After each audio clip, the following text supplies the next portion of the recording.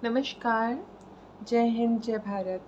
Once again, your friend Sanjana Simon is here with actually an interview, and one of my friends, her name is Nimisha, and she's enjoying cross-dressing sessions. She's a doctor by profession, and she has her own channel that is Blooming Blush on YouTube, and she's a very good friend of mine. So she asked me to prepare this video, and first of all, I, from core of my heart, render my sincere thanks to Dr. Nimisha for giving me such honor, respect, and definitely opportunity to answer those very important questions which are very needful for LGBTQ community. It is equally good for a CD. It is equally beneficial for a trans person, and I think so. People of my community will be benefited by the answers I'm going to give of questions what Dr. Nimisha suggested and asked. So thank you so very much, Dr. Nimisha. May God bless you, and I promise that whatever questions you have asked me, I will answer them sincerely, sincerely, okay, to the very knowledge I have, okay. So continuing with the very first question, okay तो जो पहला question doctor Nimisha ने मुझसे पूछा है वो है कि अम, संजना साइमन कौन है, हु इज़ संजना साइमन। सो मैं अगर इस बात का सिंसियरली जवाब देना दूँ तो संजना साइमन उत्तर भारत में उत्तर प्रदेश के बरेली जनपद में पैदा हुई एक साधारण सी महिला है। और जब मैं पैदा हुई तो मैं एक गलत जेंडर में पैदा हुई थी। मैंने शुरू से अपने आप को बहुत फेमिनिन पाया, बहुत ज़्यादा फेमिनिन पाया, और मैं अपने माता-पिता की 3 संतानों में सबसे लास्ट संतान थी, सबसे छोटी संतान थी। तो मुझे घर में बहुत प्यार मिला, मेरे माता-पिता, मेरे भाई और सोसाइटी के लोग, मुझे शुरू से ही बहुत प्यार मिला है, बहुत ही मेरा मान-सम्मान था फैमिली में।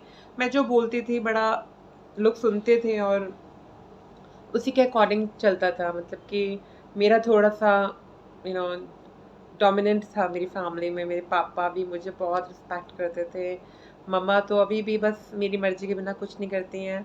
भाई लोग भी दोनों जो मैं कहती थी वो ही करते थे। तो शुरू से मैं बहुत ब्लेस्ड रही कि मेरे को मेरी फैमिली वालों ने बहुत ही बहुत प्यार से, बहुत मोहब्बत से, बहुत अच्छे से पाला-पोसा।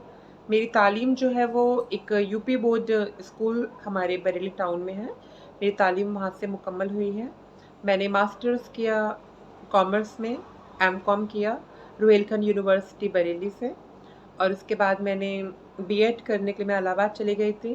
मैंने इलाहाबाद से बीएड किया और वहाँ से आने के बाद मैंने अपना टीचिंग करियर स्टार्ट किया। Sacred heart senior secondary public school में मैंने इंग्लिश टीचर के रूप में जॉइन किया, और वहाँ पे पढ़ाने के दौरान मैंने इंग्लिश से एमए भी कर लिया। साथ ही साथ ट्रिपल सी का डिप्लोमा किया कंप्यूटर्स में, और उसके अलावा जो भी रिलेटेड टू टीचिंग सेमिनार्स थे या रिलेटेड टू टीचिंग जो भी वर्कशॉप्स थे वो सब अटेंड करी। मैं अपने आप को डिस्क्राइब करना चाहूँगी कि मुझे म्यूज़िक बहुत पसंद है, मुझे सिंगिंग बहुत पसंद है, डांस पसंद है। मैं एक अच्छी वक्ता हूँ, ऐसा लोग बोलते हैं। मैं अच्छी लेखिका हूँ। मैं अपने बातों को किसी से शेयर करने से ज़्यादा लिखना पसंद करती हूँ। मैं कलम की ताकत में विश्वास रखती हूँ। मैं संविधान में विश्वास रखती हूँ। मैं समानता में विश्वास रखती हूँ, और मैं एजुकेशन को इस दुनिया का सबसे इम्पोर्टेंट और स्ट्रॉन्ग वेपन मानती हूँ। मुझे लगता है कि अगर आप पढ़े लिखे हैं, आप स्किल्ड हैं, तो कितनी भी परेशानी आए, आप ओवरकम कर जाते हैं। तो जो सेकंड क्वेश्चन डॉक्टर निमिषा ने मुझसे पूछा, वो है कि एक सीडी और एक post operative trans girl, trans women में क्या अंतर है? और ये बहुत ही अच्छा क्वेश्चन है, बहुत इम्पोर्टेंट क्वेश्चन है। देखिए, मैं तो ये मानती हूँ कि जो एलजीबीटीक्यू कम्युनिटी है, ये एक बहुत वाइड रेंज अम्ब्रेला है, एक अम्ब्रेला टर्म है, जिसके अंतर्गत बहुत सारी चीज़ें आती हैं। मैं आज एक महिला के समान जी रही हूँ, लेकिन मैं हमेशा से एक महिला के समान नहीं जीती थी। अपनी ज़िंदगी के शायद 20 साल मैं कहना चाहूँगी, 20 साल मैंने अपने आप को एक सीडी सेशन में महिला के रूप में एन्जॉय किया है। मैं भी बहुत सीडी सेशन करती थी और मुझे बोलने में बिल्कुल शर्म नहीं आ रही है, क्योंकि ये मेरे लिए बहुत बहुत मतलब गर्व की बात है, बहुत एक अच्छी बात है, क्योंकि मुझे पता है जो मेरी बहनें सीडी करती हैं, क्रॉस ड्रेसिंग करती हैं, वो दोनों रिस्पॉन्सिबिलिटीज़ को बखूबी निभाती हैं। वो अपने माता-पिता का मान-सम्मान, वो सोसाइटी के नॉर्म्स, अपने घर वालों की इज़्ज़त और उसके साथ-साथ में अपनी पर्सनल खुशी। अपने आप को मारती नहीं हैं, अपनी इच्छाओं का दमन नहीं करती हैं, गला नहीं घोंटती हैं, बल्कि सामंजस्य बना के चलती हैं। मैं इंग्लिश में बोलना चाहूँगी क्योंकि मेरे कुछ बहुत बड़े प्रशंसक हैं केरला से और तमिलनाडु से, और वो हमेशा मुझसे कहते हैं कि दीदी इंग्लिश में सबटाइटल्स कीजिए, इंग्लिश में बोलिए। तो मैं बोलना चाहूँगी कि yes, it is indeed a matter of fortune that I myself used to enjoying cross-dressing sessions, and I gave 20 precious years doing that. I was always not a woman. Now, after surgeries and a lot struggle, I have achieved this womanhood and I'm enjoying my life as a normal woman. But it was never like this. I struggled a lot, and in those struggle moments, I used to satisfy the woman which was trapped in me by doing CD sessions. I too was in a cross dressing, and for 20 years almost I did. I used to go to different places with my friends, and some of the friends are very active and popular also in YouTube and Facebook, Instagram, everywhere. So some of the friends you might be knowing. I don't want to take name of anyone here, but yes, many of my friends, in fact majority of my friends, we used. तो जो third question है वो बहुत important question है और मुझे बहुत पसंद आया, और बड़ा मतलब टफ क्वेश्चन भी है, उसका आंसर करना इतना आसान नहीं है। तो थर्ड क्वेश्चन ये है कि मेरे लिए सर्जरी करवाने से पहले का जो माहौल था वो, और सर्जरी के बाद का जो टाइम है वो कितना डिफ़िकल्ट रहा। Yes, this is really a good question. Well, surgery से पहले का टाइम इतना प्रॉब्लमेटिक नहीं था मेरे लिए, क्योंकि मैं एक बहुत संपन्न परिवार से ताल्लुक़ रखती हूँ, और मैंने बहुत ही अच्छे तरीके से, अच्छे नंबर्स से अपने क्वालिफ़िकेशन को कंप्लीट किया अपने बलबूते, और मैंने अपने ही बलबूते अपने शहर में अच्छे स्कूल्स में पढ़ाया, अच्छे स्कूल्स में जॉब करी। तो फ़ाइनेंशियली मैं बहुत स्ट्रॉन्ग रही शुरू से। मेरे फादर रेलवे में जॉब करते थे, मेरी मम्मा एक मिशनरी कॉन्वेंट स्कूल में पढ़ाती थी। तो मेरे घर का माहौल बहुत मैं कह सकती हूँ लेविश तो नहीं कहूँगी कि बहुत अमीर थे हम, लेकिन हाँ, टू सम एक्सटेंट हम बहुत अच्छे से अपनी लाइफ को जी रहे थे। मेरे पास बैंक बैलेंस था, मैं अच्छे से अपनी लाइफ को एंजॉय कर रही थी। तो सर्जरी से पहले चीज़ें इतनी मुश्किल नहीं थी मेरे लिए। मैंने 2014 से लेज़र लेना स्टार्ट कर दिया था। लेज़र के साथ-साथ मैंने अपने आप को मानसिक तौर पे ये कहना और ये पुकारना शुरू कर दिया था कि मैं एक महिला हूँ और मुझे एक महिला की ज़िंदगी जीनी है। मैंने 2014 से ही अपने घर में एक प्लेटफ़ॉर्म रेडी करके रखा था, और मैंने लोगों को इस बारे में बताना शुरू कर दिया था। मुझे सोसाइटी से इतना ज़्यादा लेना-देना कुछ था नहीं, क्योंकि मैं बहुत कॉन्फिडेंट इंसान हूँ। कोई अगर मुझसे मेरे फ़ेस पे कोई सवाल करता है, तो मैं उसको बखूबी जवाब देना जानती हूँ। मैं र्यूमर्स पे कभी बात नहीं करती। लोग तरह-तरह के उल्टी-सीधी बातें बोलते हैं मेरे बारे में या किसी के बारे में भी, मैं उनको ना तो एंटरटेन करती हूँ, ना उनको जवाब देना पसंद करती हूँ, क्योंकि वो अपनी सोच दर्शाते हैं ऐसा करके। मैं आगे बढ़ने में यकीन रखती हूँ, मैं कॉन्फिडेंट हूँ, और ये ज़हनियत मेरी शुरू से रही। तो सर्जरी से पहले भी मैंने अपनी बात को जब अपने फैमिली मेंबर्स के सामने रखा, और ऑफ़ कोर्स इनिशियल स्टेज पे उन्होंने अपोज़ करा, वो नहीं माने, लेकिन मेरे लिए इतना मैटर नहीं था। मैं ये बोलती रही अपनी माँ से हमेशा कि मम्मा जब तक तुम नहीं मानोगी मैं सर्जरी नहीं करवाऊँगी। मैं ये जन्म तुमने दिया है, तुम्हारी सहमति, तुम्हारी रज़ामंदी के साथ में ही मैं इसमें कुछ चेंज कर सकती हूँ। Otherwise So fourth question is what are the what are my favorite passion as a woman? तो वुमेन होने के बाद जब मैं पैशन की बात करती हूँ, जब मैं प्री ऑपरेटिव थी तो मेरा पैशन टीचिंग रहा शुरू से।